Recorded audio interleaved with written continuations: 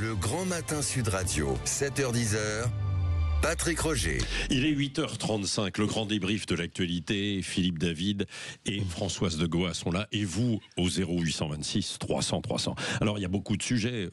Naufrage, a dit Manuel Valls à propos du second quinquennat d'Emmanuel Macron. Françoise de Goa l'a commenté tout à l'heure. On va y revenir parce que c'est assez intéressant. On écoutera d'ailleurs Manuel Valls. Et puis, il y a aussi toujours cette tension dans l'air, notamment avec Grenoble, un gamin de 12 ans, touché par une balle. Marseille, et donc le frère du militant écologiste Mehdi Kessassi, d'Amine Kessassi, qui a été touché, tué. Jeudi dernier, évidemment, par les balles. Tout ça parce que ce sont les narcotrafiquants qui sont derrière. Tiens, avant de débattre avec vous, Françoise et Philippe, je vous propose, je donne la parole au 0826 300 300. C'est Olivier de Maine dans le Gard qui est avec nous. Bonjour Olivier. Oui, bonjour. Bon. Oui, dites-moi. Grenoble, ça, quand j'ai vu ça aux informations, je me demande ce qu'il fout un gosse de 12 ans à 3h du matin dehors. Ouais. Bah, c'est un mineur isolé. Voilà. Après, je réfléchis, depuis que j'ai vu ces informations, je me dis, est-ce qu'il y a une solution pour arrêter tout ça ? Alors, pour moi, il y a une solution, et je me suis posé même des questions. Alors, ma première solution, c'est de dire, on ne peut pas lutter contre ces gens. On ne peut pas lutter parce que dès qu'on en supprime un, il y a l'autre qui arrive à sa place. On s'en sortira jamais. Par contre, si on éduque les gens à la base, dans nos écoles, qu'on leur apprend que la drogue c'est dangereux, comme moi on m'a appris quand j'étais gosse, que tout ce qui était pas bien, il fallait pas le faire. On avait créé la peur du gendarme qui n'existe plus. Il faudrait peut-être la recréer parce que le jour où il y aura plus de consommateurs, il y aura plus de vendeurs. Ouais. Après, la deuxième question que je me pose, c'est une réflexion. Je me dis, pourquoi on s'en prend beaucoup à la drogue ? Pourquoi on s'en prend pas plus à l'alcool ou au tabac ? Parce que ça fait plus de ravages. Donc, à la limite, je me demande s'il faudrait pas laisser faire, parce que c'est une manne financière énorme, parce que ces trafiquants, ils dépensent leur argent comme les autres. Ouais. Comme les tabaquiers, comme ceux qui vendent de l'alcool. Ouais. Donc, c'est vrai que ça fait mal, mais ça on le sait. On n'a qu'à faire des campagnes pour. Au lieu de dire de se battre parce qu'il n'y aurait pas des armes, il n'y aurait pas tout ça peut-être. Je me pose la question simplement. Alors restez avec nous, Olivier, Françoise et Philippe. Et puis vous continuez de réagir au 0826 300 300. Rapidement, moi je mets pas du tout Grenoble et Marseille sur le même plan. Je pense que véritablement Grenoble, évidemment, c'est une forme de règlement de compte. Je ne sais pas si ce petit garçon, cet adolescent faisait le gay.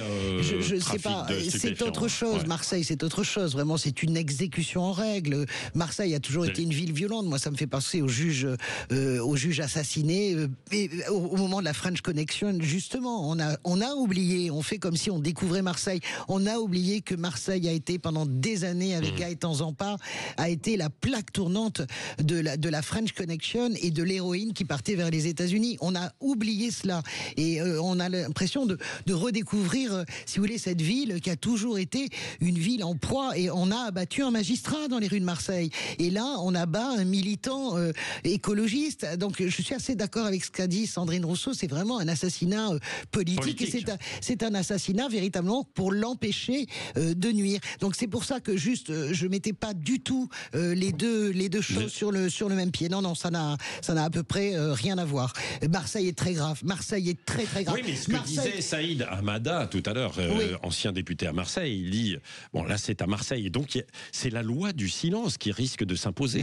Nous devions avoir des invités tout à l'heure à 9h30. Bien sûr. Ils ont décliné finalement. Ah oui, d'accord. Ils ont décliné parce que leur livre a été cité dans la Provence et que maintenant ils ont peur. Beaucoup ont peur et ne veulent plus parler. Voilà où nous en sommes. Et ce que disait Saïd Hamada, c'est que ça risque de s'étendre ailleurs, puisque les trafiquants ont aussi des ramifications. Philippe David, quoi. Alors, on parle souvent des narco-États. Alors, des narco-États, on en connaît tous, évidemment, mais je pense qu'on peut dire que Marseille est devenue une narco-ville, quelque part. Ça, c'est sûr. Ça, c'est une certitude. Ceux qui dénonçaient la dérive sud-américaine de Marseille il y a quelque temps étaient voués aux gémonies en disant qu'ils racontaient n'importe quoi, qu'ils exagéraient. Ah si, il y en avait qui disaient ça.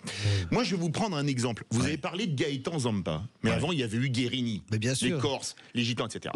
Moi, il y a quelques années, j'ai travaillé comme formateur en milieu carcéral à la maison d'arrêt Saint-Michel de Toulouse. J'avais un de mes élèves, fiché au grand banditisme, braqueur multirécidiviste. Pendant une pause café, il me dit comme ça, véridique. Hein. Ouais. On avait en face de nous les gars qui venaient du Mirail, etc. Il me dit, moi il me tutoyait, moi je le vous voyais. Hein. Il me dit, tu vois, moi je suis un truand. Mais il dit, tu vas voir la génération qui arrive là, eux, ils n'ont pas de code d'honneur. Ils prennent une calache et une défouraille. Nous, on sait que le Schmitt, alors le Schmitt, c'est le flic ou les condés, pour le vocabulaire de truand. Nous, on tire pas dessus parce qu'on sait qu'un flic, un Schmitt, il a une femme et des enfants. Et donc il me dit, tu vas voir les années qui arrivent, ce que ça va être.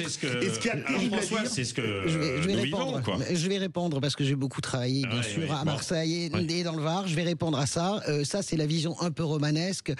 On a dézingué des Schmitt, Jacques Messrine tiré sur les flics. Excusez-moi de vous le dire. J'entends ce que vous dites. Cette génération-là qui arrive, elle a déjà été précédée, par exemple, puisqu'on parle de ça, j'ai traité ces sujets pendant des années. Elle a été précédée. Restons quand même aussi sur la génération d'aujourd'hui. Sur la génération d'aujourd'hui. La génération d'aujourd'hui, elle est le produit, par exemple, de toute la mafia russe qui est arrivée, qui réglait les règlements. Mais bien sûr que si, sur la Côte d'Azur, si vous voulez, vous aviez les vieux, les barons qui tiraient pas, qui faisaient faire le boulot par les petites frappes. Et puis après, vous avez eu les types qui sont arrivés, les frères Fargette qui sont arrivés, qui défouraillaient eux-mêmes. Donc, si vous voulez, moi, je m'en fous un peu. Mais je m'en fous. Non, mais je veux dire, je m'en fous un peu. On va pas revenir en arrière. Revoyons la situation. Non, mais s'il vous plaît, François, je voudrais qu'on s'arrête en fait à aujourd'hui, ce qui se passe. C'est ce que je vous dis. Et la peur en fait sur la ville. C'est ce qu'il dit. Donc arrêtons de parler, Philippe et Françoise, de ce qui se passait il y a 20 ans, 30 ans. Mais c'est pas ce qu'on dit. C'est un cœur qui dit Patrick. Écoutez, soyez sympa. Lui connaît ce dossier et moi aussi. Donc je vous dis juste que c'est un continuum et une aggravation. Et là où je suis d'accord avec ce que dit Philippe. Mais que fait-on ?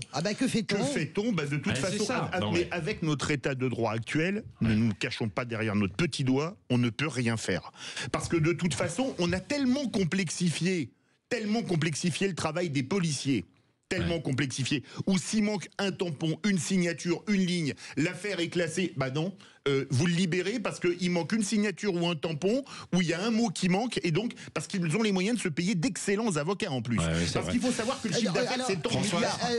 Ce qu'on fait, alors, les gens de la brigade des narcotrafics, qui sont des gens formidables, ont vraiment des solutions, ils en ont proposé, vous savez, qu'ils travaillent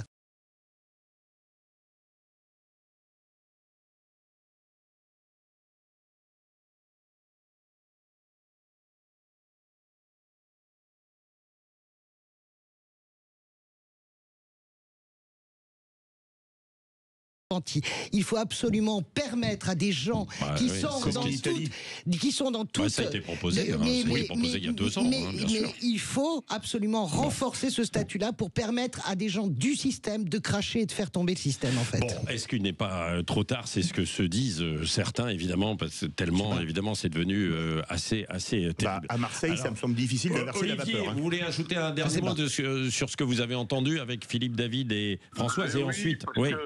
Moi, quand j'écoute, ça me fait rire parce que on dit on faisait ça. Il n'y a pas de solution. Il n'y a pas de solution. Vous savez, je suis dans une famille où il y a eu des policiers en veux-tu en voilà. J'ai des membres de ma famille qui travaillent dans les prisons. Donc, il y a pas personne ne voit de solution. Personne. C'est ça qui. On peut pas dire si la seule solution c'est radical. On voit un type qui vend de la drogue, on lui met une balle dans la tête.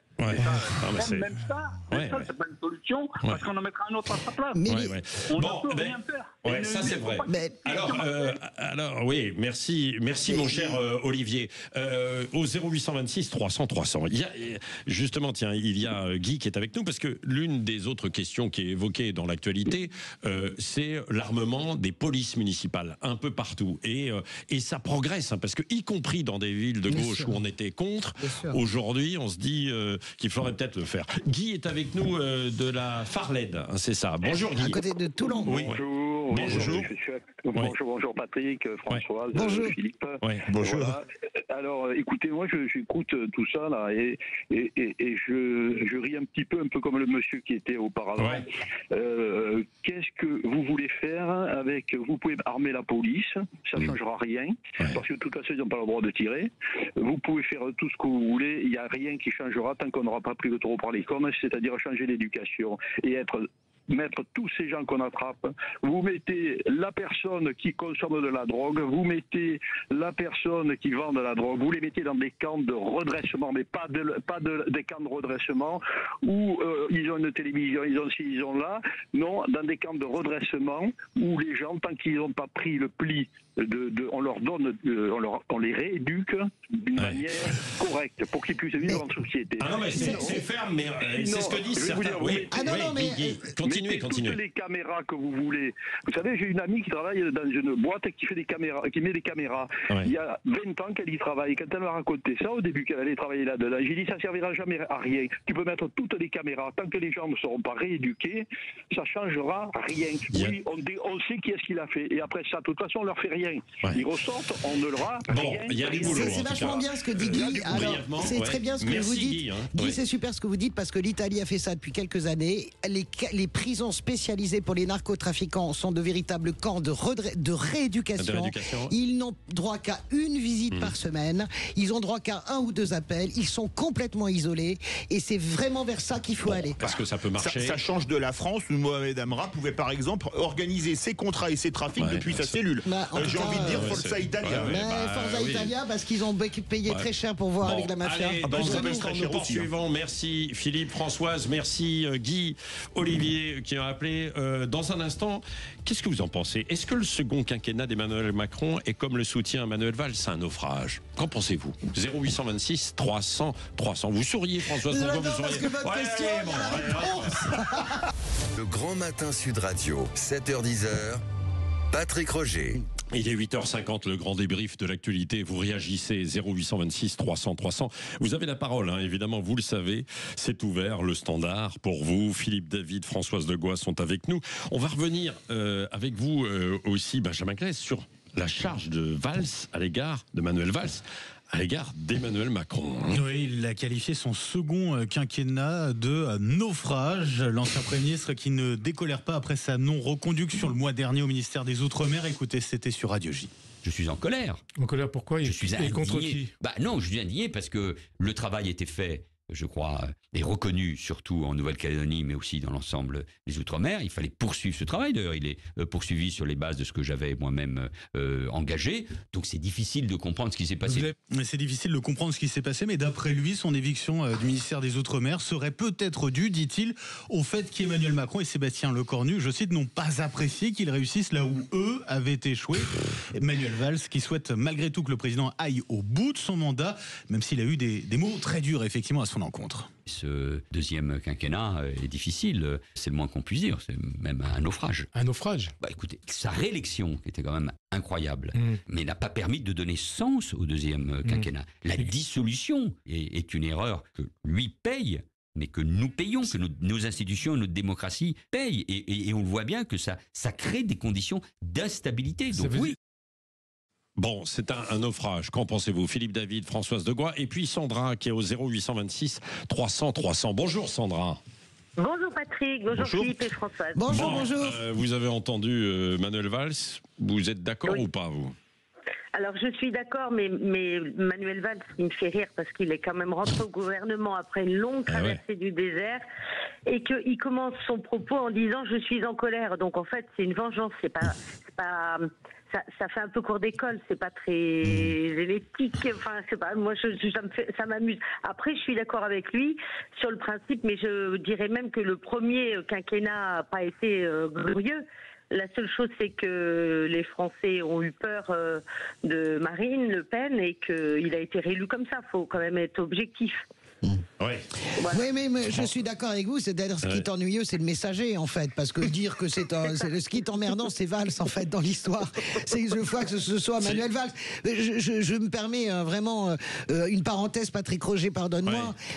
Manuel Valls, ça reste un des plus beaux gâchis de la politique française. Voilà quelqu'un qui était promis à tant de choses. Et sa colère et son tempérament et son orgueil ont tout fait foirer. Véritablement, Manuel Valls, il s'étonne qu'il ait été débarqué, mais combien... La première personne qu'il a voulu contrer, isoler et abattre s'appelait Emmanuel Macron. Mais d'accord, mais enfin là, on n'est pas là pour faire le procès d'Emmanuel Macron. Ça me fait plaisir, moi. Non, mais je l'ai déjà commenté tout à l'heure, c'est pour ça. Oui. Alors, Philippe David. C'est vrai que là, tout le monde le lâche. Alain Minc, qui était quand même un de ses principaux supporters, Édouard Philippe, qui l'appelle à démissionner, maintenant Manuel Valls. Françoise disait dans son édito, pour utiliser un terme de rugby, comme on est la radio du rugby, les mouches ont changé d'âne. Moi, je crois que pour Emmanuel Macron, la cabane est tombée sur le chien. Parce que là, vraiment, il est dans un état totalement essoré. Il finira, il est à 11% de popularité. Mon petit doigt me dit qu'il va peut-être finir à moins de 10 dans peu de temps. Que ce soit très clair. Mais c'est vrai qu'il est lâché par quasiment toutes les catégories, François. Il est lâché par... Mais même les 4 sup. Oui, bien sûr. Il est lâché parce qu'il est dans vraiment ce qu'on appelle le toboggan en politique. Voilà. Quand vous êtes sur ce toboggan-là, c'est très difficile de s'arrêter. Après, l'idée générale qui consiste à penser qu'Emmanuel Macron lâchera parce qu'il a des sondages mauvais, Emmanuel Macron, justement, n'est pas François Hollande. François Hollande voit les sondages. En une semaine, il prend sa décision en disant « Je ne peux pas être battu ». Emmanuel Macron restera jusqu'au bout et vous ne savez pas si le quinquennat se redressera pas à la fin et s'il partira pas. Bien sûr qu'il partira avec du soulagement. Bien sûr que les gens seront soulagés de le voir partir, mais je connais trop bien l'opinion. Je connais trop bien l'opinion pour dire que il revient, pour dire que il y aura un re-amour d'Emmanuel Macron. Non, ça j'y crois pas du tout. Mais c'est sûr. Ça j'y crois pas du tout. Ils y sont tous passés, tous. Pourquoi ? Parce que je vais vous dire. Le président le plus détesté à l'époque, c'était Sarkozy. Mais par rapport à Sarkozy, et par rapport à Emmanuel Macron, Sarkozy était adoré. Vous avez vu quand même la quantité de gens qui détestent Emmanuel Macron. Et même Sarkozy, il a toujours gardé un cercle autour de lui qu'il a toujours défendu, toujours soutenu. On le voit encore aujourd'hui. Emmanuel Macron, tout le monde le lâche à 1 an et demi de quitter l'Élysée. On n'a jamais vu ça. Si, on a vu François Hollande lâché par tout le monde à partir du moment où il dit qu'il se représente pas. Mais il avait fait qu'un seul quinquennat. Mais moi, vous savez, c'est l'histoire du pouvoir. Je vous dis juste ça, tranquillement. Vous verrez. Chirac était détesté, Sarkozy était détesté, Emmanuel Macron est détesté, François Hollande était méprisé. Oui, mais pas détesté. Vous continuez de réagir tout à l'heure, vous pourrez en parler dans La Vérité en face. Tiens, allez, pour conclure et pour vous faire plaisir à certains. Vous croyez qu'il parle de qui, Souchon, de Macron là? Non, je suis, c'est donc qu'il parle de lui, excusez-moi. Alors, non mais on revient en un instant, on n'a pas beaucoup de temps, mais en un instant sur sa déclaration et tout. Bon, vous avez fait votre édito tout à l'heure, Philippe David, en disant qu'il aille en Suisse et il va voir c'est autre chose, en fait, la Suisse finalement. Vous n'êtes pas forcément d'accord? Pas du tout, non, je suis pas d'accord. D'abord, Alain Souchon, il a le droit de dire ce qu'il veut. Mais bien sûr. Voilà, ça c'est le premier point, et s'il n'aime pas le RN, il a raison de dire qu'il l'aime pas. Mais je m'inscris en faux avec vos arguments, mon cher ami, et on va aller assez vite parce qu'il ne nous reste pas trop de temps. Vous parlez de la préférence nationale. C'est pas vrai qu'elle existe en Suisse. Si. Excusez-moi. Soyons précis. La votation dont vous parlez, ça s'appelle une préférence indigène. Elle est limitée à certains emplois et elle n'est pas limitée à la nationalité suisse. Elle est limitée aux résidents. C'est-à-dire que vous pouvez être étranger et accéder à ces emplois. Les résidents, vous pouvez être étranger et accéder à ces emplois. La Suisse est comme les copains. Elle fait appel à l'immigration économique parce qu'il n'y a plus assez de gens qui font des enfants.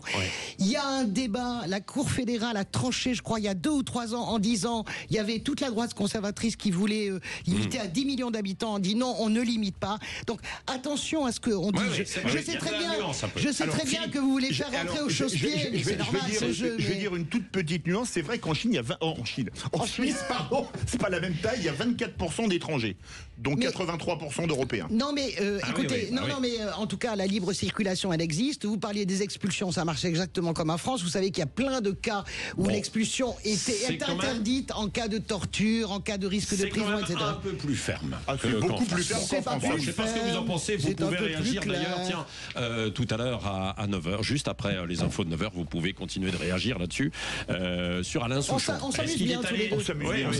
Est-ce qu'il est allé trop loin dans sa déclaration ou pas? Si vous voulez témoigner aussi sur la Suisse, vous pouvez 0826 300 300. J'adore.